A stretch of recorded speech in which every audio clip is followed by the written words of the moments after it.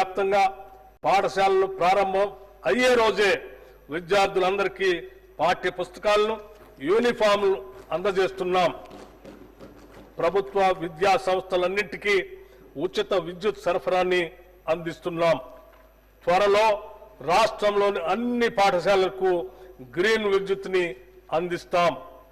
పిల్లల శారీరక మానసిక ఆరోగ్యానికి సంతులిత పౌష్టిక ఆహార ప్రాధాన్యతను గుర్తించి రాష్ట్రంలోని అన్ని గురుకులాలు, అన్ని సంక్షేమ శాఖలకు చెందిన అనుబంధ హాస్టల్లో మరియు కస్తూర్బా గాంధీ బాలికల పాఠశాలలో డైట్ ఛార్జీలు 40% మరియు కాస్మెటిక్ ఛార్జీలు 200% పెంచాం.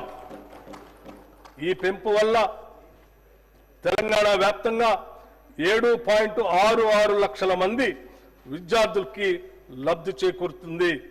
రాష్ట్ర వ్యాప్తంగా ఉన్న సంక్షేమ వసతి గృహాల్లో చదువుకునే విద్యార్థులందరికీ ఒకే తరహా భోజనం ఇచ్చేందుకు కామన్ డైట్ పథకాన్ని ప్రారంభించాం.